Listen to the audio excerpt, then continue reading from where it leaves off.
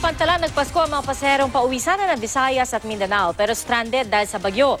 At kahit pagkansilado ang mga biyahe, may mga nagbabaka sakali pa rin makasakay. Nakatuto si Rida Reyes. Tila wala na yatang mas lulungkot pa kaysa sa Paskong malayo sa pamilya at ang pagkakataon sanang makauwi, ipinagkait pa ng tadhana.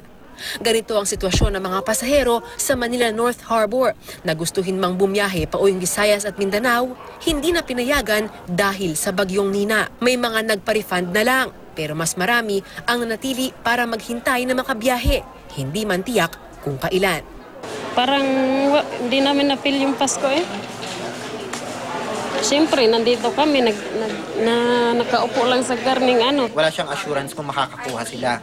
Kasi sa ngayon talaga, yung mga next na schedule din po talaga is fully booked na talaga siya. Mostly ng bakante is nasa January na. Kaya nasa sa kanila lang po talaga. Kasi yung mga ibang pasahero talaga gusto nila makauwi. Si Dina na nakatakdang ikasal sa Makalawa, tsatsagain ang paghintay ng barko para makauwi sa Kidapawan, North Cotabato. Siyempre, gusto ko na makita ang pamilya ko, tapos ikakasal din kasi ako. Siyempre, madaming iisipin.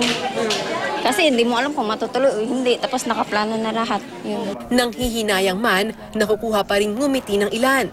Dahil hindi man daw sila nakauwi ngayong Pasko, umaasa naman silang hindi matatapos ang taon na hindi nila kapiling ang pamilya. Bumili na kami ng biscuit. Biscuit na lang? Oo, biscuit na lang. Kasi wala na kami kain dito eh. Hindi na mangyari yung celebrate sa Pasko sa amin. New Year lang nang basahan namin, magkasama namin pamilya namin. Ang halos 1,000 pasahero sa Batangas Port, sa Pantalan na rin sinalubong ang Pasko dahil sa bagyong Nina. Pero wala silang pinagsaluhang Noche Buena. Bagkus ay puyat at uhaw daw ang inabot ng ilang pamilya sa pier. Ang iba naman, nagtiis matulog sa sahig at damuhan. Hindi na rin nagpapapasok ng mga tao at sasakyan sa entrance gate ng pier. Hindi pa tiyak kung kailan makakabiyahe ang mga barko.